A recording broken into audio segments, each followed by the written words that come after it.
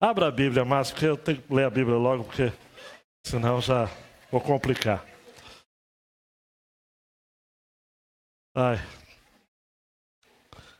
Gálatas 4, 12 a 20. Na quinta-feira passada, pastor Léo esteve trazendo a exposição dos versículos 1 a 11. Uma poderosa exposição, amados. Pastor Léo estava praticamente afônico, a sua rinite aí atacada, mas foi uma das melhores mensagens que eu já ouvi dele. Então a dica é essa, né? Na próxima, fica com rinite que você vai muito bem aí na próxima também. Então foi realmente poderoso a mensagem. Eu vou completar então essa porção em que o apóstolo Paulo muda bastante o tom. A carta aos Gálatas, amados, olha para mim, é uma carta diferenciada.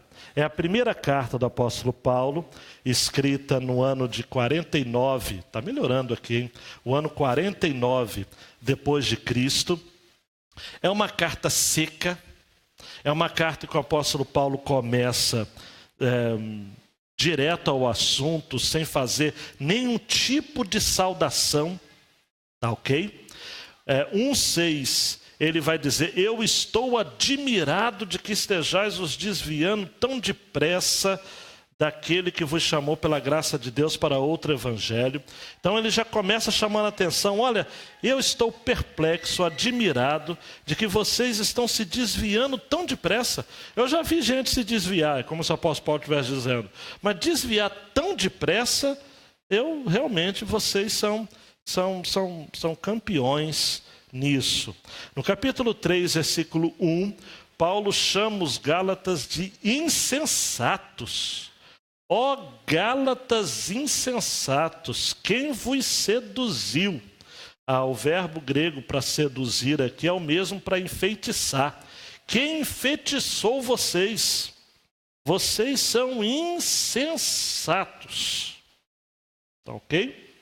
3,15, ele já quebra um pouco o clima e chama de irmãos. Irmãos, eu vos falarei em termos humanos, tá ok?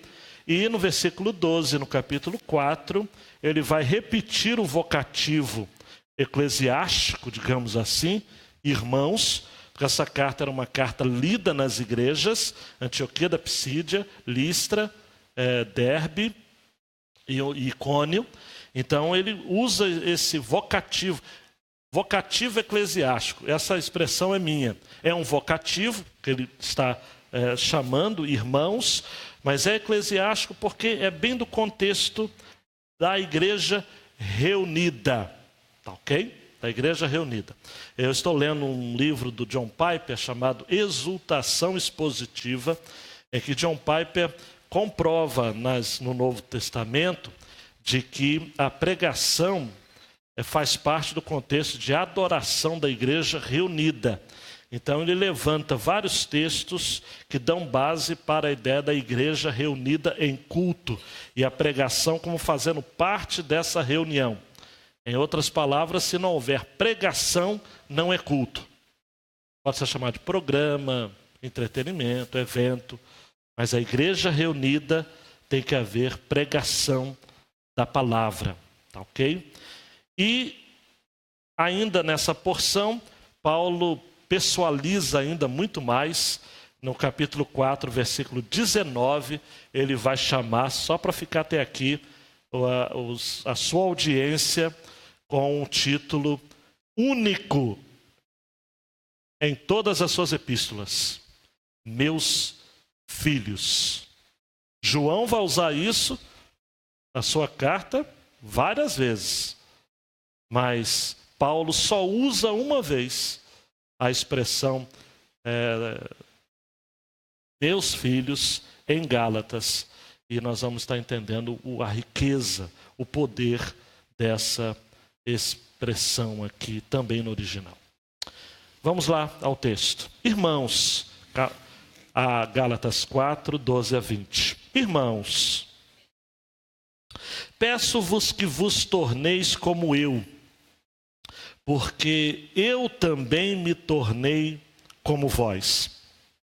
Nenhum mal me fizestes, e sabeis que foi por causa de uma enfermidade física que anunciei o Evangelho pela primeira vez.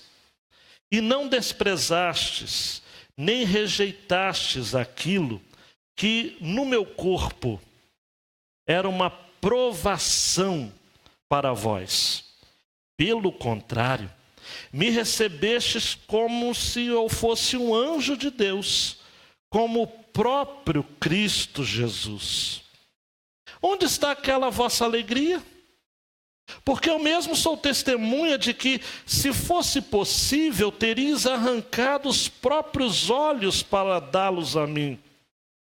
Será que me tornei vosso inimigo por vos falar a verdade? Aqueles que mostram interesse pessoal por vós, não agem com boas intenções, mas sim para vos excluir, para que mostreis interesse pessoal por eles. É bom ser sempre objeto de interesse pessoal, e não só quando estou presente convosco. Meus filhos, por quem sofro de novo dores de parto, até que Cristo seja formado em vós. Bem que eu gostaria de agora estar presente convosco e mudar o tom da minha voz, pois eu estou perplexo a vosso respeito. Vamos orar, igreja? Deus, por favor, ilumina o nosso coração, que nada nos desvie agora o foco e a atenção. Que a sua palavra fale, que eu, ó Pai, humildemente, diante do Senhor, é isso que eu peço. Que eu não fale o que a sua palavra não fala, e que eu não deixe de falar aquilo que a sua palavra fale. Fala, por favor, no nome de Jesus. Amém e amém. Deixando-se desgastar por conta do Evangelho. O tom é pessoal, o tom é passional, o tom é sentimental, é afetivo. Até aqui o apóstolo Paulo foi apóstolo, teólogo, defensor da fé, um apologeta.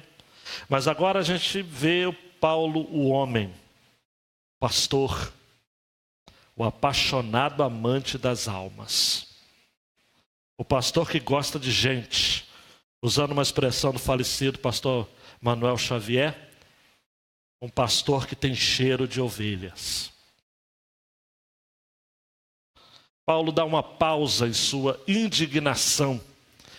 Ele termina o versículo 11 dizendo, depois de tudo que o pastor Léo compartilhou com a gente, nessa porção, versículo 11 diz: temo que eu talvez tenha trabalhado inutilmente para convosco.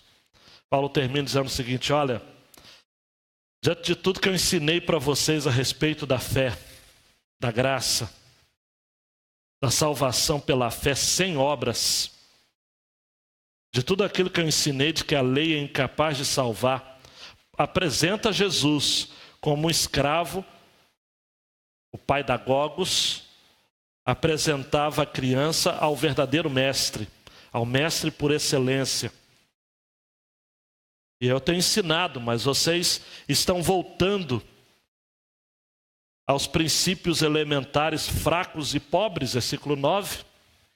E princípios elementares aqui não é apenas princípios rudimentares da doutrina.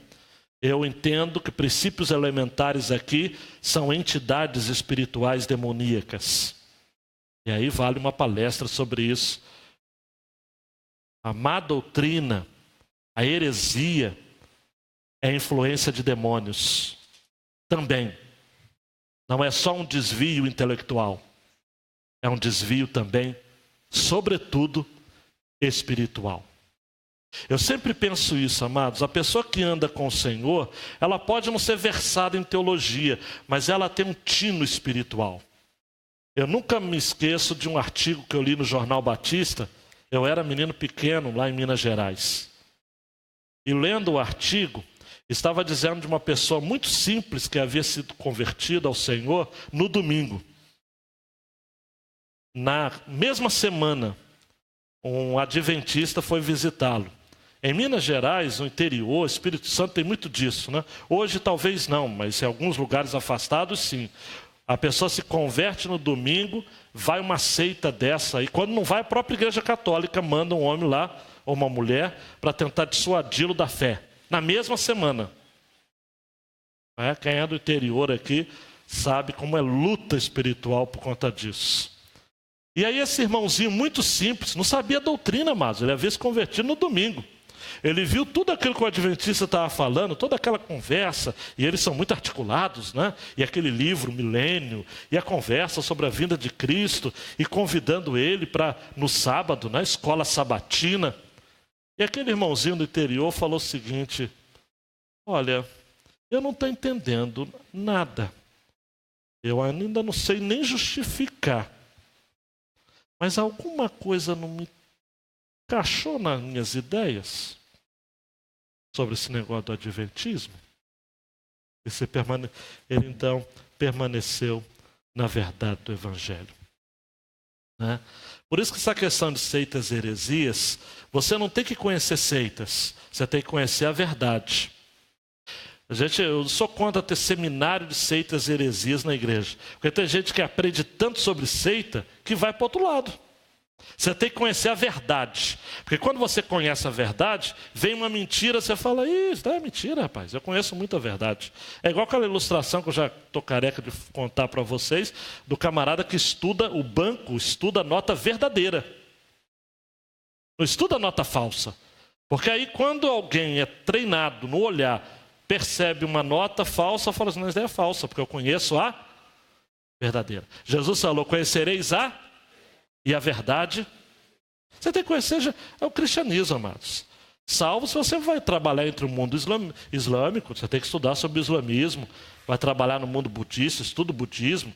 Mas esse negócio da igreja concentrar uma semana inteira para estudar sobre seitas e heresias, cada um, mas eu tenho minhas reservas. Nós temos que conhecer a verdade. A verdade. Prosseguindo então na grande ideia, o Evangelho de Jesus, esse é o ponto. Dá um clique aí, eu estou com um assessor novo hoje. Né? Mais um aí. Porque tem alguns PowerPoint, meu filho, que eu coloco uns efeitos aí extraordinários.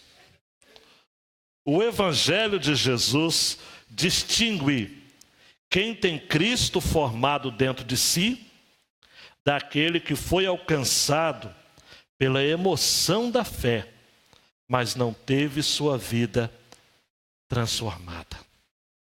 Esse é o ponto. Preste atenção. O Evangelho de Jesus distingue, discerne quem realmente tem Cristo formado dentro de si e por conta disso é cristão de verdade, como diz o pastor Alessandro, crente até debaixo d'água.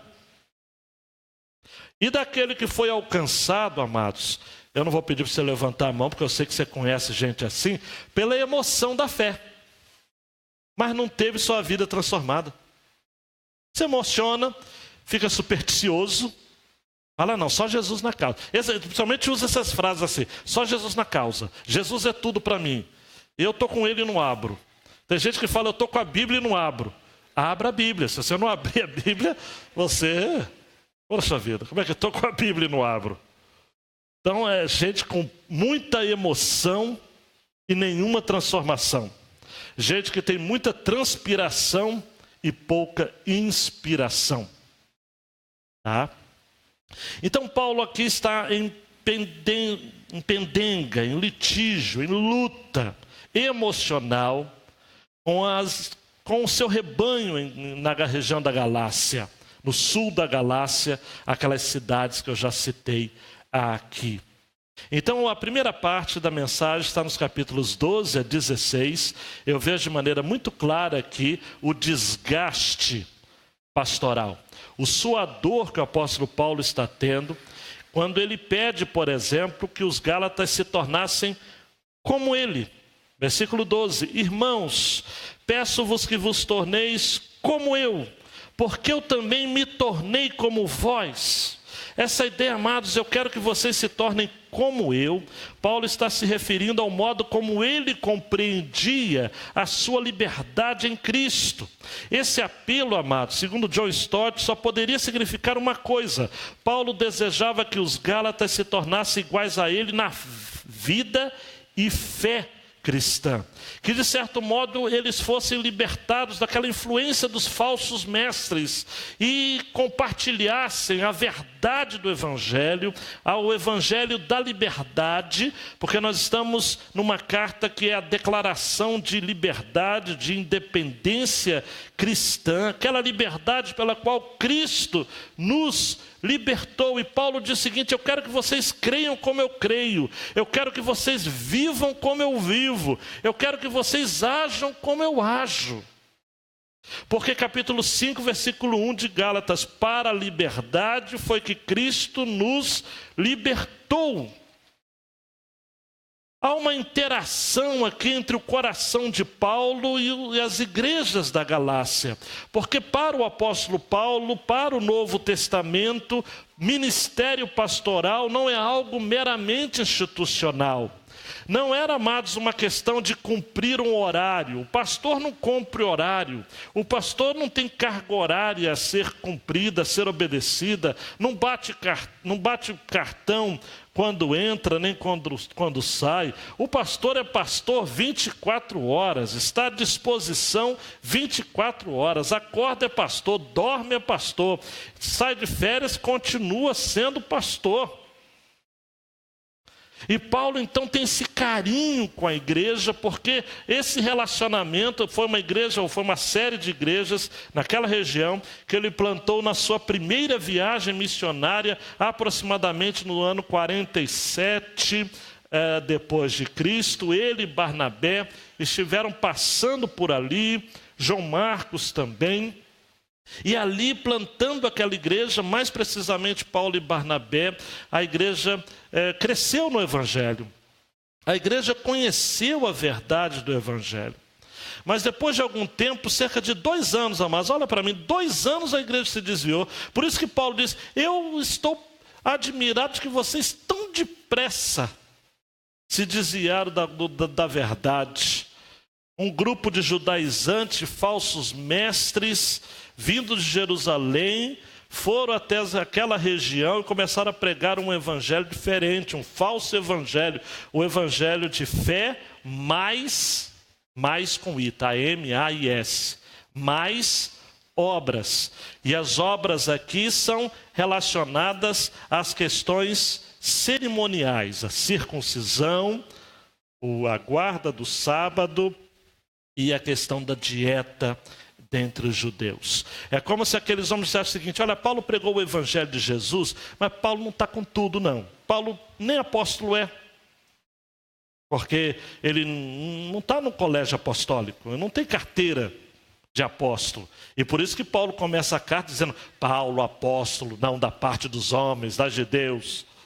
Paulo está contra-atacando esse questionamento acerca de sua autoridade. E Paulo então faz aqui um remember, amados. Ele rememora então, num retrospecto extremamente emocional, a relação próxima que ele tinha com aquele rebanho. Olha para o texto, por favor, versículo 12, olha: nenhum mal me fizestes, a parte final, e sabeis que foi por causa de uma enfermidade física, no original uma moléstia, que vos anunciei o evangelho pela primeira vez, e não desprezaste nem rejeitastes aquilo que no meu corpo, na minha carne, porque era uma moléstia na carne, amados. Daqui a pouco eu vou entrar nesses detalhes, que moléstia era essa. Aquilo que no meu corpo era uma provação, em algumas versões está tentação, mas tentação não é a melhor tradução para o português. Porque a ideia não é que os gálatas olhavam para a chaga de Paulo e diziam o seguinte: caramba, você está me tentando, eu quero ter uma também. Não é tentação, uma provação, era uma agonia. É quase que uma repugnância, porque era uma enfermidade visível. Eu tenho um palpite. Lá no céu, eu vou perguntar para ele se é isso mesmo. Mas era algo na carne, era algo na vista dele. Então, Paulo diz assim: isso era uma provação para vocês, mas pelo contrário, vocês me receberam como se eu fosse um anjo de Deus, apesar de feio, apesar de machucado, apesar de desfigurado, apesar de uma aparência repugnante, uma forma deplorável, como o próprio Cristo Jesus. Paulo diz: olha, eu sempre fui bem tratado por vocês. Amados, olha só que coisa incrível. Não era para Paulo ir para a região da Galácia. Ele foi por conta de uma enfermidade. Deixa eu abrir um parênteses aqui. Talvez você esteja reclamando por que você está sofrendo uma perda, uma enfermidade, uma aflição. Será que não é porque que Deus quer que você mude de rota? Paulo diz: olha, sabeis que foi por causa de uma enfermidade física que vos anunciei o Evangelho pela primeira vez. Essa enfermidade física, o grego dá a ideia, amados, a asteneia, é uma palavra que pode ter múltiplos significados.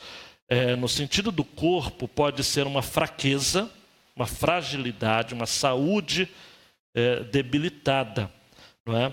Eu tenho para mim que isso tem a ver com 2 Coríntios 12, 7. E para que não me exaltasse pela excelência das revelações, foi-me dado um espinho na carne. E a palavra espinho aqui no original é aquela estaca bem afiada. Não é aquele espinhozinho de peixe, não. Não é aquela farpinha, é o scorpos. É uma estaca pontiaguda. A saber, um mensageiro de Satanás para me esbofetear, a fim de não me exaltar. Não é que a enfermidade também era de Satanás, não. Satanás não.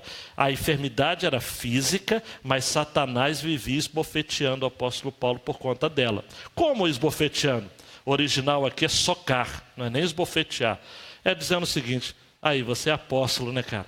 Você é apóstolo, está servindo a Deus, está pregando o Evangelho e está aí, ó, com essa cara toda inchada. Eu tenho para mim, amados, digo eu, não o Senhor, mas tem alguns comentaristas comigo, que Paulo tinha uma severa enfermidade nos olhos. Os olhos dele eram inchados, completamente disformes em relação ao seu rosto. Paulo vai escrever ainda aos Gálatas dizendo o seguinte: vede com que grandes letras vos escrevo. A ideia de que ele tinha, capítulo 6, versículo 11. Tá, ok? Em Atos, vai ter uma ocasião que ele vai confundir o sumo sacerdote, vai chamá-lo de parede branqueada. E depois ele fala: olha, desculpa porque eu não estava enxergando direito. Paulo, quando foi convertido, ele ficou cego no caminho de Damasco. Aquilo deve ter desenvolvido, repito, amados, é uma possibilidade, alguma enfermidade seríssima. Um outro argumento que eu uso é porque no versículo 15 diz assim: se fosse possível, vocês teriam arrancado os próprios olhos para dá-los a mim. Então, me parece claramente que a questão dos olhos de Paulo era uma enfermidade repugnante. Chegava a criar, amados, um mal-estar, uma repugnação. A fragilidade física do apóstolo pode ser uma provação para os seus ouvintes. Mas Paulo deixa claro, amados, no versículo 14: mas mesmo assim vocês me receberam como um anjo de Deus, como o próprio Cristo Jesus, em obediência a Mateus 10:40, né? Quem vos recebe a mim, me recebe. Quem me recebe a mim, recebe aquele que me enviou. E o apóstolo Paulo então fala: vocês me receberam tão bem, vocês não fizeram pouco caso da minha aparência disforme, vocês me aceitaram, a despeito de toda repugnância. Mas versículo 15 fala, mas onde está aquela vossa alegria? Depois de 2 anos.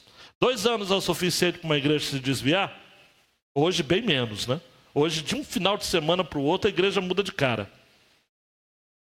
Muda de cara, impressionante. Tenho conversado com colegas que têm assumido ministérios aí no Brasil de, meu Deus, desafiadores. Não é? Sai um pastor conservador, bíblico, que ensina a palavra de Deus, de repente a igreja convida um louco, que conhece pela internet, conhece, enfim, do inferno, e o homem vem, faz uma confusão na igreja, sai metade da igreja, entra outra metade de alienados, e a igreja muda de figura, a ponto de você chegar na igreja e você não saber se é a igreja evangélica ou se é um ponto de macumba. Brasilzão de meu Deus, está terrível, amados. Está terrível. Então Paulo chega no versículo 15 e fala, onde está a vossa alegria? No original, né? Macarismos. Onde está a vossa bem-aventurança? A vossa felicidade? Cadê aquela alegria que vocês tinham de viver o evangelho? Porque eu sou testemunho de que se fosse possível, vocês teriam arrancado os próprios olhos para me dar. Versículo 16, aí é duro para um pastor, amados. Será que eu me tornei vosso inimigo por vos falar a verdade? Olha para mim, amados, tem um ditado que eu sei que alguns pais aqui vão concordar, mas é triste esse ditado. Diz assim, principalmente as mães, não é, que estão aqui. O ditado diz assim, quando os filhos são pequenos, pisam nos pés da mãe. Quando crescem, pisam em seu coração.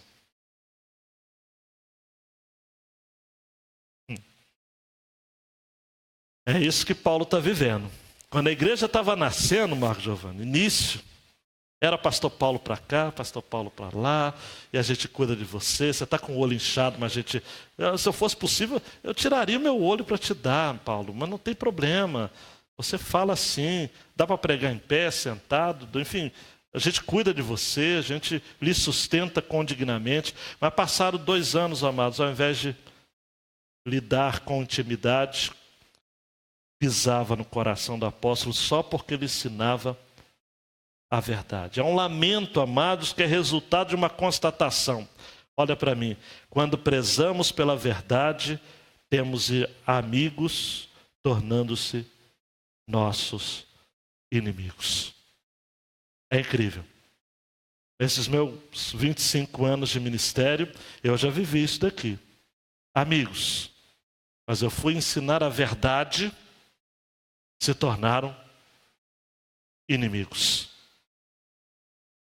Passam por mim, não falam nada e falam mal, enfim. João Calvino diz que a verdade nunca é detestável, exceto em face da perversidade e malícia daqueles que não suportam ouvi-la. O ódio pela verdade transforma amigos em inimigos.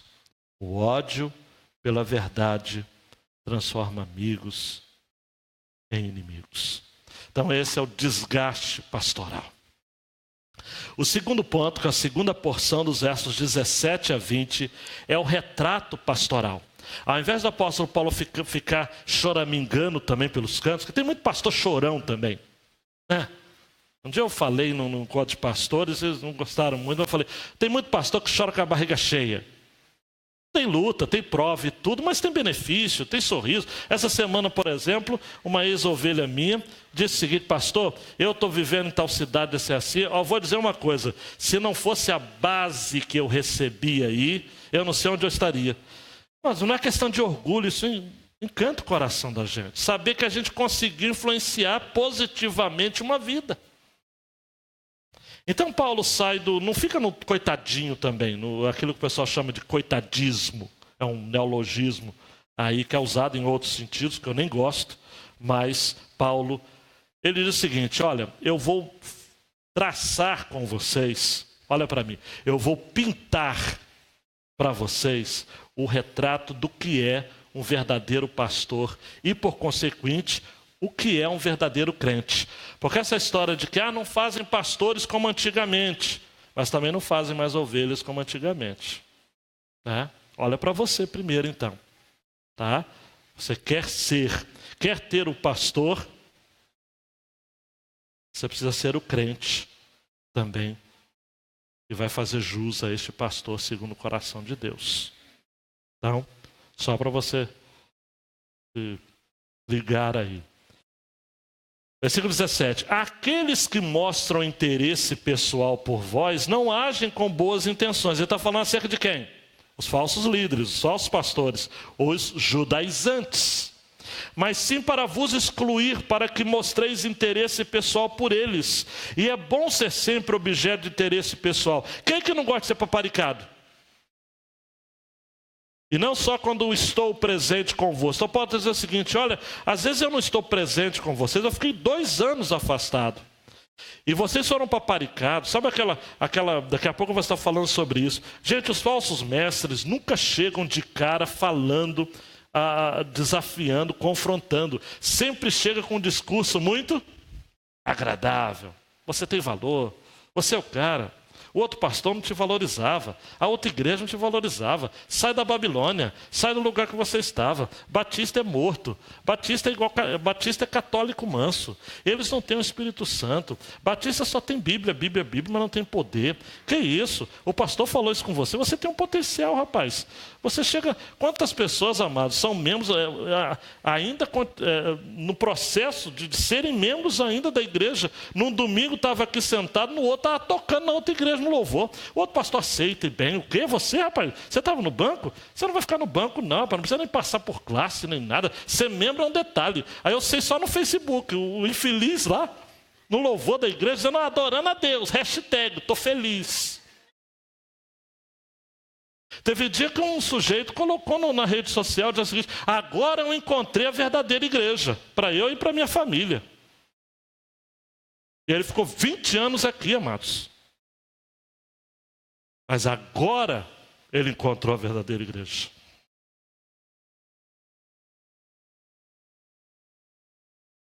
Por isso que Paulo chega e fala o seguinte, olha, preste atenção. Aqueles que mostram interesse pessoal por vós, não agem com boas intenções. Na verdade, eles querem excluir vocês. Eles querem apenas dar um destaque momentâneo a vocês. Querem ganhar a vocês com bajulação. Eles não têm interesse por vocês. Em outras palavras, amados, olha para mim, por favor. Eles são manipuladores da fé alheia. A expressão é minha. Aproveitadores. Também minha. Mascarados. Também minha. Agora eu vou com alguns Nicodemos. Mercenários mal intencionados que disfarçavam suas intenções com a capa de palavras piedosas. Ou, em outras palavras, pastores interessados apenas na lã de suas ovelhas. Essa turma aqui. Essa turma que Paulo vai dizer aos pastores em Éfeso, em Atos 20, 29 e 30, porque eu sei isto, que depois da minha partida entrarão no meio de vós lobos cruéis, que não pouparão o rebanho, e que de entre vós mesmos se levantarão homens que falarão coisas perversas para atrair os discípulos após si. Gente que vai abrir igreja, que vai colocar os nomes mais estapafúrdios possíveis. Alguns até vão manter o nome Batista porque dá um certo tchan. Mas depois coloca logo um nome poderoso, El Shaddai, Peniel, e milagre, fé. É gente assim, amados. Gente que sai de entre do rebanho, porque é ovelha, mas é ovelha mascarada. É lobo vestido de ovelha. Falsos mestres. Gente que quer que os crentes sejam fiéis a eles, não a Cristo. Calvino diz, amados, que esse é o estratagema comum a todos os ministros de Satanás. Ao produzirem nas pessoas um desgosto por seu pastor, esperam depois atraí-las para si mesmos. E depois de deposto o rival, assumem o seu lugar. Conhece essa história? Mas Paulo, amados, no versículo 18, fala o seguinte: olha, eles são maus sim, mas vocês também são muito influenciados. Vocês são instáveis demais. Eu, quando estou presente, vocês são de um jeito. Eu viro as costas, vocês são de outro. É bom ser sempre objeto de interesse pessoal. Não só quando estou presente convosco. Vocês precisam também ter, poxa vida, inteligência. Jesus tirou o seu pecado, mas não tirou sua inteligência. Tem gente que precisa olhar. Peraí, não é possível, gente. Não é possível que tudo que eu aprendi na igreja está errado. E agora chegou essa pessoa na televisão, eu estou olhando ele agora e estou dizendo, não, ou na internet hoje em dia. Mas uma pessoa recentemente, não é um desabafo, é verdadeiro. Começou a assistir meia dúzia de vídeos na internet e falou comigo, não, você não precisa de igreja. Eu falei, mas como você não precisa de igreja, rapaz? Não. Não precisa de igreja.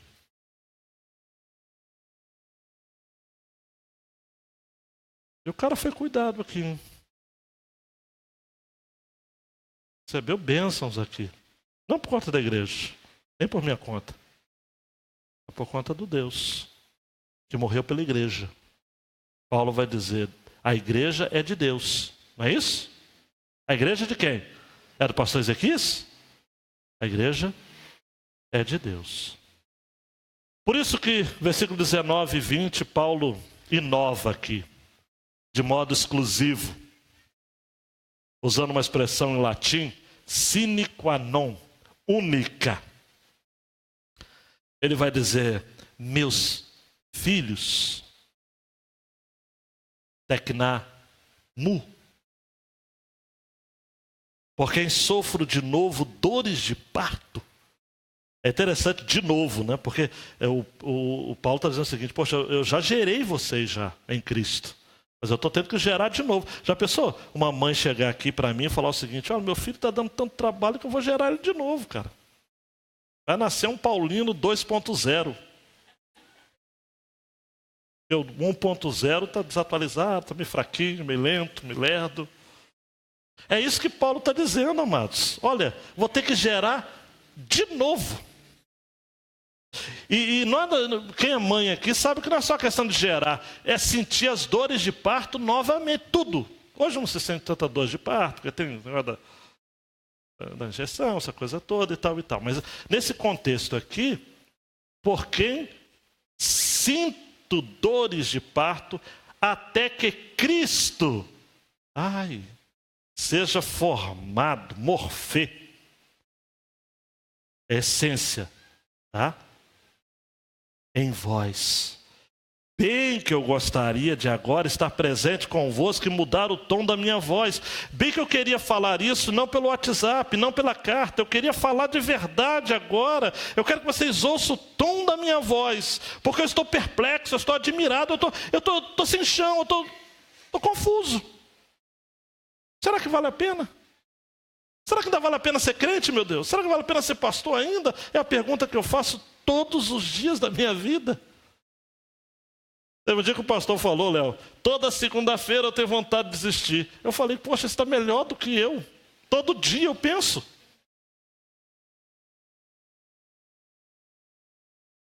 Paulo chama os Gálatas de meus filhos. É um afeto, mas é um diminutivo, tanto no latim como no grego. João vai usar muitas vezes, né?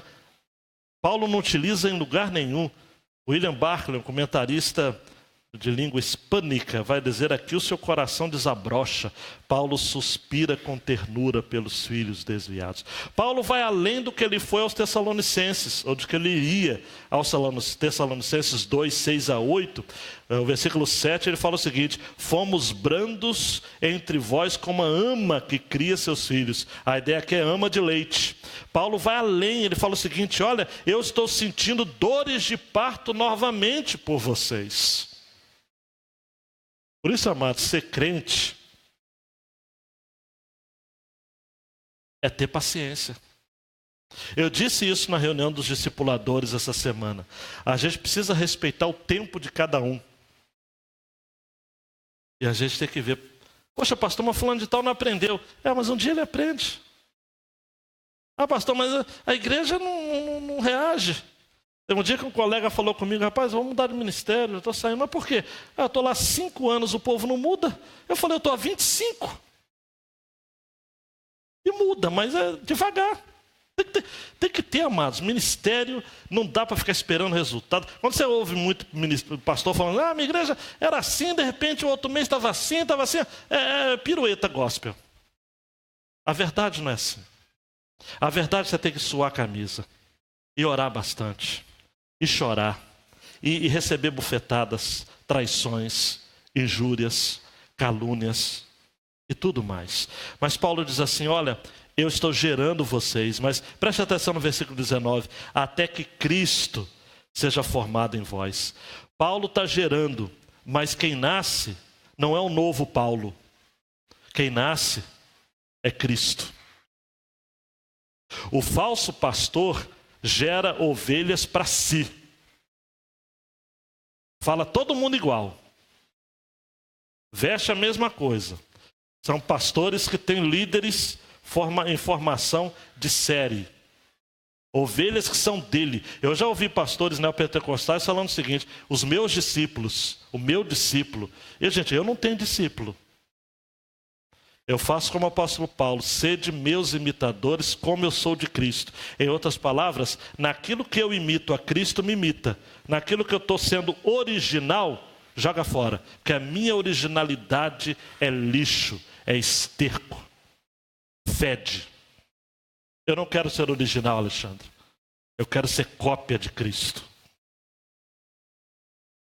Cópia exata de Cristo. Então Paulo está dizendo, olha, eu estou tendo dores de parto novamente até que Cristo seja formado. A NVI traduziu assim, meus filhos novamente estão sofrendo dores de parto por sua causa até que Cristo seja formado em vós.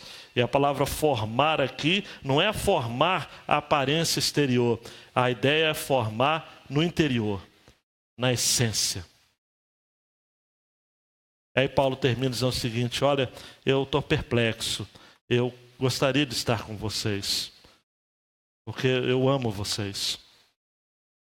John Stott vai dizer que o que deveria importar ao povo, amados, hoje também, não é a aparência do pastor, mas se Cristo está falando por intermédio dele.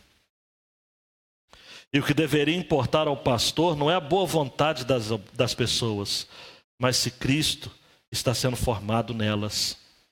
A igreja precisa de gente que, ouvindo o pastor, ouve a mensagem de Cristo. E a igreja precisa de pastores que, quando estão trabalhando com as pessoas, buscam a imagem de Cristo. Essa é a simbiose espiritual. A igreja não pode, mas eu fico em crise com algumas igrejas de sucessão pastoral que fazem, por exemplo, algumas qualificações pagãs. Hoje em dia há igrejas, amados, que solicitam que o pastor tenha um curso reconhecido pelo MEC. Agora, no que, amados? Eu tenho um curso reconhecido pelo MEC, graças a Deus, mas no que ter um curso reconhecido pelo MEC faz uma pessoa ser um pastor espiritual? Você sabe, Daniel? No que? No que? A igreja escolhe um pastor pela sua aparência. Se ele está bem vestido, se ele é um atleta tipo eu, musculoso. Se ele fala bem, se ele é articulado. Aí vem um pastor amado simples. Eu me lembro que um dia eu seminarista, não vale nada absolutamente, estávamos brincando acerca de um irmãozinho do interior da roça, que foi começar o culto lendo Romanos 12. E ele leu assim, irmãos, rogo-vos, pois, irmãos, pela compaixão de Deus, que apresenteis um sacrifício. Amados, o Paulo está rogando-vos aqui, está rogando-vos que a gente apresenta um sacrifício. É igual a gente que faz o sacrifício, vem para a igreja, a gente vem da roça, com a botina cheia de lama. É isso que Paulo está querendo dizer aqui, rogando-vos. quero que você me ouça o seguinte. É isso que o texto está falando, de sacrifício? Não é. Mas eu ouso dizer de que Deus está muito mais agindo através dele do que de um medalhão aí que ensina numa igreja com ar-condicionado, bonitona, que o que Jesus ofereceu para Maria Samaritana foi o seu sêmen. A água que jorra para a vida eterna. A água que esguincha. É esperma. Me desculpe, amados, a comparação tosca, mas eu prefiro rogando-vos. Prefiro. Nós precisamos de pastores que imitem a Jesus. E nós precisamos de ovelhas que queiram seguir a Jesus. Se isso acontece no mesmo tempo com o mesmo povo, o crescimento é certo. Então não adianta. Tem gente que sai daqui, amados, e vai para outro lugar e continua com problema, porque o problema é ele. É ele. Pode mudar, pode. Vai mudar só de templo. Nós precisamos buscar a Jesus. Tem muita gente que está na igreja por muita coisa, menos por Jesus. Pode anotar. Muita coisa. Mas Jesus, nada. As aplicações finais aí para a gente levar o nosso coração para refletir. É incrível, amados. Marcelão, dá mais um aí. É incrível como que uma doutrina errada tem implicações doentias na vida das pessoas.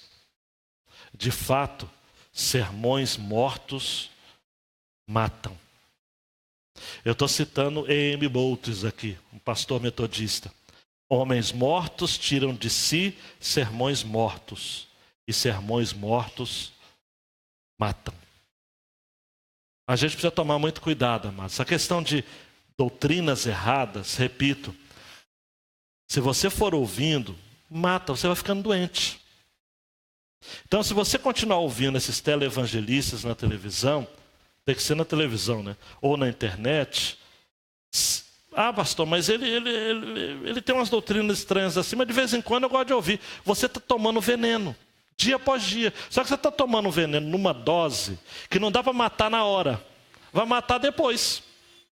Se você não morrer, seu filho, outros em volta de você, do seu círculo. Porque sermões mortos matam. Não dá para ouvir qualquer coisa. Eu vou liberar uma palavra para você que está em Malaquias 2, 1 e 2, que é algo que talvez você não esteja... Se um homem que ensina uma má doutrina orar por você, a bênção que ele pedir vai se transformar em maldição na sua vida. Cuidado com quem coloca a mão na sua cabeça para orar. Essa história de que esses beatos gospel, que vai em qualquer igreja aí, ora por mim, bota a mão na minha cabeça, bota a mão na minha cabeça. Cuidado, hein? Cuidado. Ah, pastor, mostra na Bíblia isso, Malaquias 2, 1 e 2. Agora, ó sacerdotes, este mandamento é para vós. Se não ouvirdes e se não propuserdes no vosso coração dar honra ao meu nome, diz o Senhor dos Exércitos, enviarei a maldição contra vós e amaldiçoarei as vossas bênçãos. E também já as tenho amaldiçoado, porque não aplicais a isso o coração. Para mim é claro, óbvio que Deus transforma bênçãos em maldições que saem de lábios de pastores, de sacerdotes, que são ímpios, que não estão dando honra ao nome do Senhor. Então, se você está debaixo, olha para mim, da autoridade espiritual de um homem que está ensinando o erro, saia imediatamente, porque você está adoecendo espiritualmente. Sério. Outra aplicação. Deus usou uma enfermidade física do apóstolo Paulo para que o evangelho chegasse mais longe. Deus pode usar Tira esse uma aí, eu coloquei esse uma, não tem nada a ver. Deus pode usar algo de ruim em você para produzir o bom dele em alguém. Você sabia disso? Eu brinquei, eu sei que o pastor Léo, mas é interessante. Quando nós estamos com alguma fragilidade física, Deus nos usa de uma maneira mais poderosa. Milagre. Mas também se eu adoecer só para isso, não vai funcionar.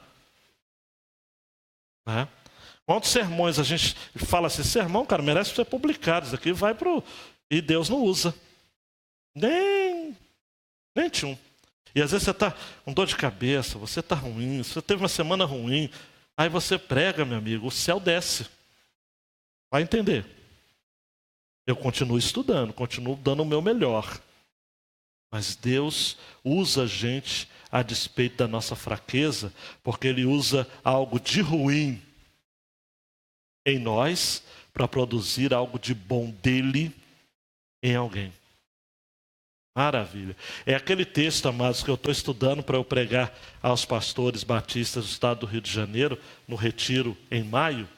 Eu vou pregar sobre a temática Não Temas. Eu vou falar do pastor fraco. Eu sempre estou sendo chamado para falar de temas que são impopulares. E o texto, 1 Coríntios 2, 3, eu estive convosco em fraqueza, em temor e em grande tremor. No grego, anesteia é a mesma palavra asteneia, né? Asteneia é a mesma palavra que Paulo usa aqui da questão da enfermidade, da moléstia. Phobos é medo, só que é um medo reverente, né?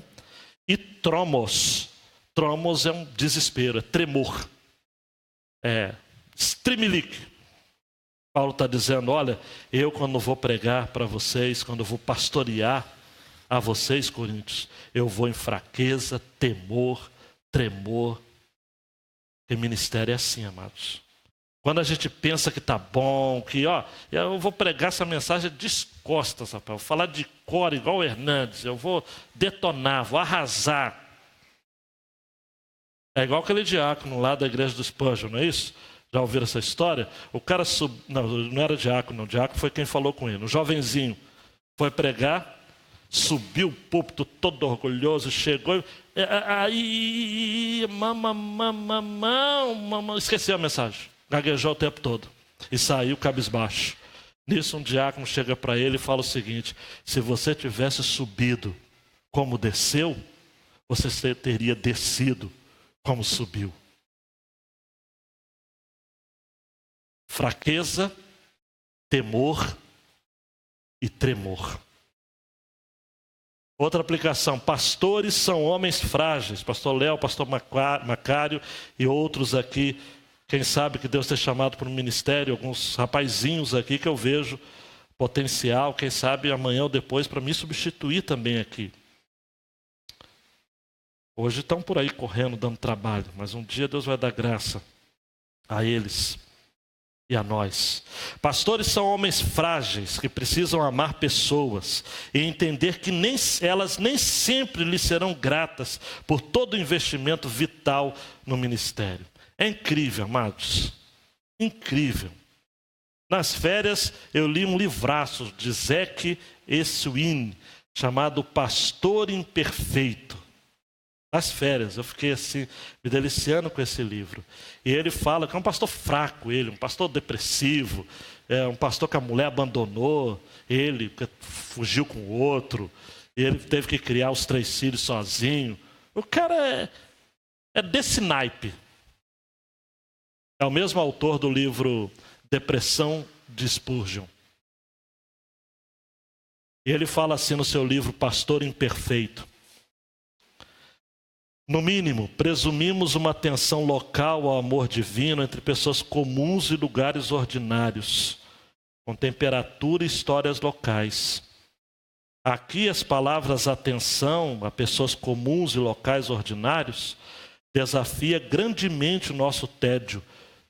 Preste atenção, pois nós, pastores, temos uma tendência para encontrar o propósito do trabalho pastoral não com Deus no Éden, no precioso local de limites com Ele. Mas em vez disso, com a serpente, que descaradamente sussurrou ali, falando ilusões de uma vida sem limites no mundo. Tem gente que ao invés de ouvir a Deus que o chamou, está ouvindo a serpente. Vocês vão ser conhecedores. E há pastores amados encantados pela serpente, pelo próprio Satanás. Há pastores que são inspirados pelo diabo para pregar. Ouvindo-os, ouve-se a voz do diabo. Buscam sucesso, buscam dinheiro, buscam posição, são inescrupulosos, são desonestos nos negócios, embolsam dinheiro da igreja, roubam dinheiro de missionários. Gente fraudulenta, gente com amantes, 2, 3, 4 famílias em várias cidades. Soube de um pastor que marcava horário com amante na combinação de capítulo e versículo que ele pregava. Se ele pregava capítulo 4, versículo 20, o encontro com a amante seria 4:20. E por aí vai. Gente que perde o sentido, perde o respeito, perde o temor. Não é só padre envolvido com pedofilia, tem pastores também.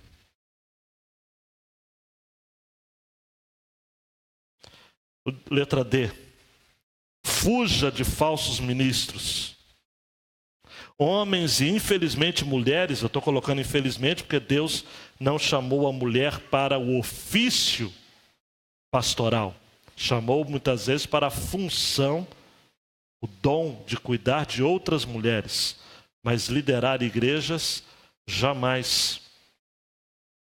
Há falsos ministros que são verdadeiros sanguessugas. Eu quero rapidamente trazer aqui 4 marcas que o meu colega pastor Ari Queiroz Júnior, que é pastor congregacional lá de Caruaru. Caruaru é Pernambuco. Ele diz que tem 4 características de seitas muito perigosas. E faça associação de seita com falsos líderes. Primeiro, toda e qualquer seita lhe proporá um acréscimo de obras à simples fé em Cristo. Toda seita vai pedir que você participe de uma corrente, vai pedir que você sacrifique o seu Isaac, vai pedir que você entregue o dízimo daquilo que você quer ganhar e não daquilo que você ganha. Vai dizer que você tem que mergulhar não sei quantas vezes no Rio Jordão. Vai trazer um óleozinho que ele comprou no Exal, mas vai levar para você dizendo que é de Jerusalém, que é ungido. Fé mais obras. Segundo, toda e qualquer seita é especialista em pescar nos aquários. Eles não querem pessoas que não têm religião. Eles querem os crentes. Então eles vão na casa dos crentes. Tem muita seita por aí, que é nome de denominação, mas está em seita. Ou cristãos, pseudo, que insistem. Aqui na nossa igreja tem gente que assedia os nossos irmãos. Visita a minha igreja. Ah, o pastor lá é legal. Ah, o programa lá é legal. A lei Bacen é boa, mas não tem isso daí. E aqui tem. Ninguém quer sair da igreja sozinho. Sempre quer levar um grupo. É torcida. Cuidado, gente que pesca em aquários. É a característica de seita.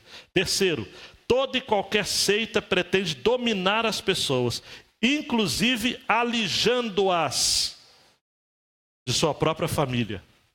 Ah, não ouça o seu marido, não. Não ouça a sua mulher, não.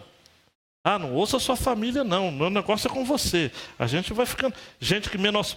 Cuidado com essa história. Se você está sendo levado para algum tipo de programa que o marido, que você não pode contar nada, nem para o seu marido, é segredo. É segredo. Não conta nem para o seu marido. Ou não conta para o seu pai, não conta para a sua mãe. Cuidado com isso. Tim Jones, purinho. E quarto, toda e qualquer seita quer edificar a fé dos seus adeptos, mas não fé em Deus, fé nos seus líderes humanos. Gente que o nome do líder está na fachada da igreja, de preferência com a foto com a mulher, uma delas, né? A maioria das vezes.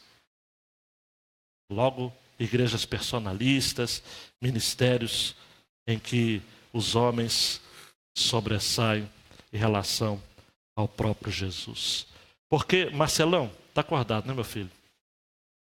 O alvo do discipulado, centrado no Evangelho, não é criar admiradores pessoais, mas servos de Jesus, orientados pela mente de Cristo. Que o nosso discipulado aqui ensina que mente de Cristo é pensar os mesmos pensamentos de Cristo. Isso não é um desejo, é uma ordem. Romanos 6,14, porque o pecado não terá domínio sobre vós, por não estar debaixo da lei, mas debaixo da graça. Nós estamos liberados, amados, não temos que ficar debaixo de jugo de homens. Nós temos que ser orientados, pastoreados. Paulo diz, olha, eu estou sentindo as dores de parto, mas é Cristo que está nascendo.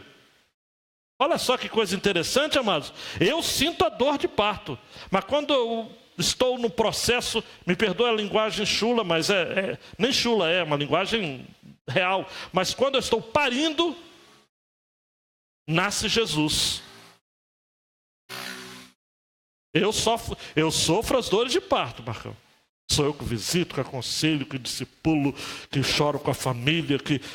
Mas quando nasce, o resultado final não é o Ezequias. É Jesus. E a pessoa segue a Jesus. E não me segue. Aquele PowerPoint especial que eu pedi aí. Quero terminar. Depois você volta nesse para a grande ideia. Vai fazer um movimento legal aí. Como ilustração, eu quero terminar com a frase de C.S. Lewis. Só para dizer que eu não citei C.S. Lewis hoje. Aí eu coloquei até a foto dele para você que não conhecia como ele era. Cristãos não são apenas pessoas boas. Porque tem muito muçulmano que é bom, não tem? Muçulmano geralmente é pão duro, mas é bom. Pessoas boas, pessoas que fazem o bem. Budista. O Boechat, o que a mulher do Boechat falou? Ele era ateu, mas a religião dele era fazer o bem. Boechat, lindíssimo. Não é? Caio Fábio falou, vou encontrar o Boechat no céu. E vai, né? Onde o Caio Fábio vai, o Boechat também vai. Vai encontrar. Então, pessoas boas.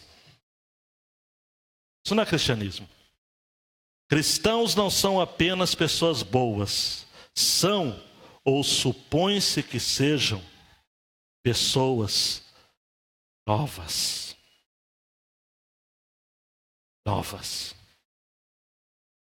Se alguém está em Cristo, nova criatura é.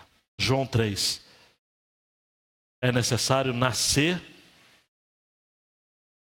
de novo. E aí a frase para ficar guardado no coração. O Evangelho de Jesus distingue quem tem Cristo formado dentro de si daquele que foi alcançado pela emoção da fé, mas não teve sua vida transformada. Oremos. Pai de amor, obrigado por essa palavra, que não é uma palavra palatável, não é uma palavra agradável aos ouvidos, mas é necessária. Estamos vivendo um tempo de um evangelho mostrengo, formando crentes esquizofrênicos, pastores pilantras e igrejas enfeitiçadas pelo marketing. Está na hora de vivermos o verdadeiro evangelho, que é o evangelho da cruz. Dietrich Bonhoeffer, quando Cristo chama um homem, chama-o para morrer. Este é o evangelho. Por isso que Paulo ficou perplexo no ano 49 depois de Cristo. E hoje, 2019, eu continuo perplexo com o nível de instabilidade emocional dos crentes. Mas, meu Deus, vamos continuar sentindo dores de parto a cada dia, até que Cristo seja formado em cada um dos homens e das mulheres do nosso rebanho. No nome de Jesus. Amém. E amém. Ora silenciosamente, amados.